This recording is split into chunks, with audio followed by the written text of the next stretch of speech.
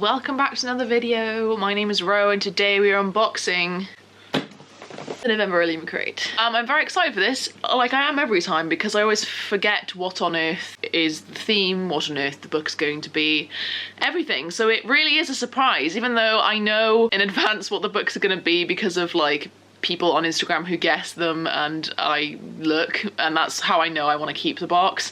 Obviously I read the theme announcements and what fandoms are going to be in it, but by the time it actually arrives, it's a full surprise. So I'm a little bit quieter today. I even noticed as I started speaking, my throat is a little, don't know about that, don't know what's going on. I mean, I do know what's going on, I'm hungover. We had the Christmas party at work last night and I went to sleep at 5:45 AM this morning. I have chipped my tooth and I got some good pictures in, so you know, all in all, pretty good night. Also, I did just finish watching A Christmas Carol, a Muppets Christmas Carol specifically. Damn, I can't believe I forgot that bit, with my patrons, so that is why this is in the background. I just paused it because it was at the end and then I thought, may as well leave it there. You know, it's a Christmassy background. It's Christmas. That's what we're going with. So, let's dive right in. Seeing the artwork, I do now know what the book is. So, the theme this month is some kind of monster, which is me after drinking wine. Oh, what is this?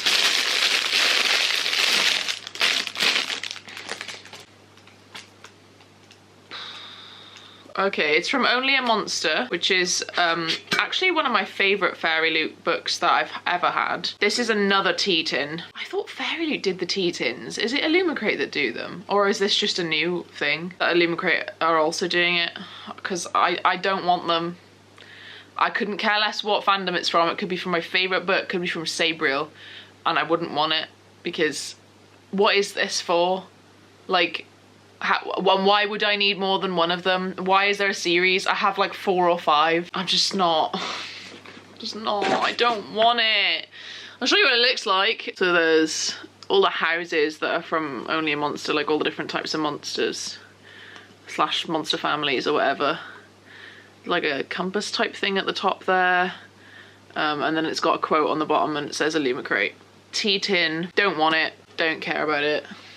Sick of it. Not a great start. Not a great start. Not gonna lie. What's this? A tote bag.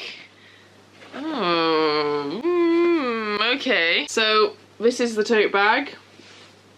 It is of the Scalomance, which is a Deadly Education, which I do really like. I really like a Deadly. Fuck me. I do really like a Deadly Education. I do not like the way this has been made. Again, I said this in my Fairy Loot unboxing the other day. They're saying they're putting less items in because they want to put less items but higher quality items.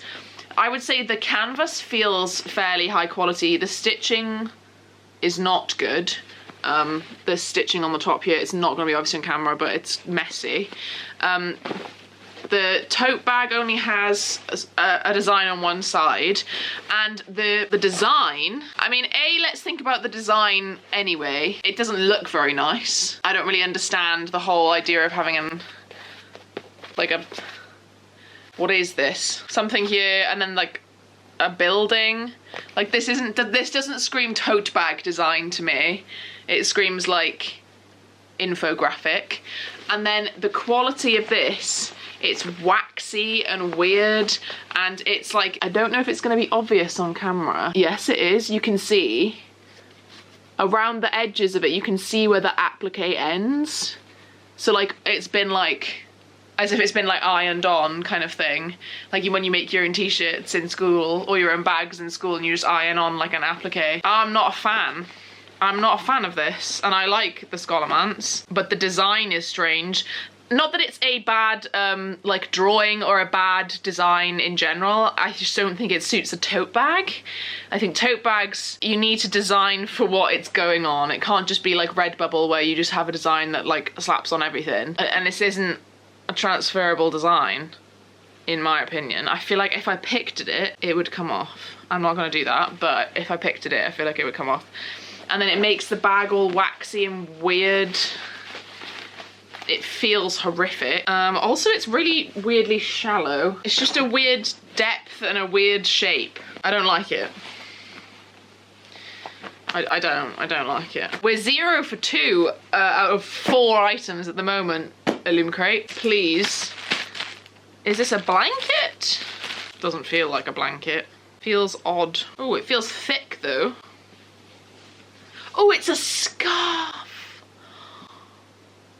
Oh, I actually kind of love this. Oh, I do kind of love this. This is the design. And the material feels really like thick, cozy and warm. It's, wouldn't say super soft, but it's like quite soft. There's like little snowflakes. Oh, I adore this. I'm trying to tell if it looks the same both sides or if one side is like, you know, I think it is less pigmented, but that's just because of the way the fabric is, I think, possibly. I feel like it's not that clockable, but it's ever so slight. So that's the back. And that's the front. And I know things have a back and a front, so you know, I understand. Oh, and it's nice and long. I hate scarves that are too short. It makes you look so strange. And you can do more with scarves that are longer, like do more cute things with them. How cute is that? The ends are a little bit strange. It like looks a little bit unfinished, but yeah, and like all the edges are like that. There's like little furred edges, but that's not the end of the world. Oh, I'm kind of in love with it. Oh man. I don't know if it makes up for the first 2 being bad, but this is a big swing and a hit. I almost said miss, yeah, I know. I'm moving on, but I would like to just reiterate, this is very good. And it's winter, so it's just like, give me a scarf. It's really, oh, it's like nice and thick. I'm leaving it on. I'm leaving it on. And then we have what I think is going to be another Dagger replica, which I'm not a huge fan of these because what the fuck am I meant to do with them? They've spiced it up a little bit this time. Okay, so this is the Dagger. You can see in there, sorry, I'm putting my hand up so you can see it properly there. There's like little sparkles. There's a sparkle glitter thing straight down the middle and the little like stars as well. And then this is the top. This colour scheme reminds me of Mermaid Man from SpongeBob. You know, Mermaid Man and Barnacle Boy. This specific orange and blue as well. It's not even just like orange and blue. It's like these shades remind me of Mermaid Man. I don't know if I recognise the sword slash dagger off the top of my head. I'm trying to think of one that glows, and the only one I can think of is like the one from Lord of the Rings, which glows blue, so it's not like this stripe down the middle. Don't really recognise like the insignia on the handle, but obviously we will look at the spoiler card. It's very pretty. I'm glad that they've kind of filled in the glittery bits with just glitter instead of it being like stones, because like I've said with the letter openers that have been coming from Fairy Loot, they've been using these really cheap gems that like aren't gems, they're just plastic. So it's nice to see, even though this glitter probably is very cheap, it's like just gives the effect of being a little bit more expensive rather than like looking cheap. Like just because it is cheap doesn't mean it has to look cheap. So I'm actually quite pleased with that. That looks pretty good.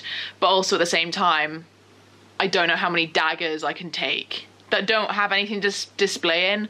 So they give you ones that you can display in like the bigger boxes. So like from Blood and Ash, we got a dagger, but it came in like a little, I guess a box, like an almost like a jewelry box with like velvet, and it does it in. So you can put it up on its side and it like displays it. You could even display it like anyway. And so I've got that one, and I've got the Winners Trilogy one, which is actually really ugly. Thinking about it. Not that is relevant, but when I look at it on my shelf, I'm like, ew. But I have this. We have the Percy Jackson one, and we have the Nevernight one, which I've had as well. Like when I say I'm not a big fan of them, I'm not a fan. I actually really like the idea, and they're quite heavy, and like they feel like a good weight, and it's a cool collection to have. For me personally, I really like swords and daggers. Let's be honest, who doesn't? I'm not unique in that, but not much else to say. I actually like it. I'm not keen on the colour scheme because again, like colours like that just do make things look a little cheaper, but we'll find out what it's from now. I think this item here might be one that was meant to be in last month's Illumicrate, which I did do an unboxing for, but I just didn't end up having time to record for because, no, I recorded it, but I didn't end up having time to edit it because it was in the run up to my exam. But this is the 9th House Papercraft, which was meant to be in the October box, and I think they just had issues with the supplier, I think. Now, the other Papercraft I have from Rosie Thorns is the City of Brass one. I have not put it together, used it, because I just kind of don't see the point. I think as much as I love the idea and this like, oh, it's a novelty, I just don't think it will look that cool, and it's not easy to display, and even if it was displayable, it's fairly like small, so I don't know. It's the kind of thing that like, eventually when I have my own library again, because I'm having to get rid of my library because I'm gonna get a roommate, all life things happening, maybe it'd be the kind of thing I would put together and then frame and then put up, but dependent on the fandom, I guess, because I do love City of Brass. I've not read 9th House. I have a feeling I'm gonna like it, but you never know. So this kind of thing, it's just a bit like meh for me. It's like, I understand it's probably good quality because the paper / cardboard is like good quality, but it's still a paper item. And if they're kind of replacing the mugs, which is a ceramic item, with a paper item, so like it's a bit like, meh. Okay, that's it for the items. I'm just gonna have a look at what fandoms they're from. So the sword replica says it's Ascalon. Oh, okay, so it's from Priory of the Orange Tree, which is a replica of the lost sword from Priory of the Orange Tree. That's why it's got that colour scheme, although I don't think this blue is quite correct. I'm actually planning on reading Priory this month because, well, it's my Patreon pick for the Crabulous book club, but also I want to read it before the Broken Binding put their duology duo on sale, which is on the 27th, pre-sale for members, subscribers, whatever. So actually quite happy with this because I really want to read Priory and I have a feeling I'm going to like it because I really enjoyed the Bone season and I really enjoyed Samantha Chandler's writing, so gonna finally get around to it. So the scarf is based around The Bear and the Nightingale, which is really great. Fucking love that trilogy. 5 stars every single book. So the fact that this is almost like not even clockable as a reader thing. I love items that are not clockable as like Mitch, do you know what I mean? Like I just really like subtle things, and this is brilliant. And me knowing that it's Bear and the Nightingale, and then if someone else was to ask and I could say, oh, it's actually like based on a book, but like look how beautiful it is, everyone would be like, oh my god. So yeah. And then yeah, the tote bag is Deadly Education and the tea tin is from Only a Monster, which I did know. So we're moving on to the book. I'm actually not super excited for this book simply because I'm worried. I mean, we'll get into it, so I'll show you it first. So the featured book of the month is The Luminaries by Susan Dennard, who wrote the Truth Witch, I was going to say trilogy, but it's multiple kind of trilogies now, Truth Witch series. This is gorgeous, and this is actually the first acquisition by Daphne Press. If you don't know, Daphne owns Illumicrate and she has her own press now. So they have acquired The Luminaries, so they're publishing it basically as a publishing thing. I love this gold. It is so reflective, so shiny, so lovely. Love this skull in the middle. Honestly, no notes for this cover. The edges, I'll be honest, not the most inspired. So here are the edges and they're the same all the way around. Honestly, it's been done before. Red background with leafy, black, flowery stuff on the edge. It's been done multiple times, not only by other companies like Fairyloot, but Illumicrate themselves have done this multiple times. In fact, off the top of my head, the From Blood and Ash ones look like that, and several others that I can think of that I can picture in my head, but I don't know the names of or off the top of my head. So edges, meh, but cover, gorgeous. So let's have a look underneath. This is the foiling underneath, which again is really gorgeous. Really love this. Same on the back, and there's a little quote there. Oh, it's not a quote, it just says The Comprehensive Guide to Hemlock Falls Nightmares. So I kind of like that it's almost being marketed or advertised as like this is a comprehensive guide, but it's a novel, obviously. We do have some end papers, and as with Illumicrate, it's probably going to be the same. Yeah, same on both ends. Fairy Loot are the ones who do separate, like they do one image for the first end paper and a different image for the other. I will say, when you look at this, this is not centered. There is a much thinner gap on this side between the foil and the edge than this side. So that's frustrating. And it is the same on the front as well. So it looks kind of off, but not the end of the world. I'm not going to be displaying it like this, but if I wanted to, kind of sucks that it is like that. It is signed, and there is a lovely map as well. So there's a little map there, which is lovely.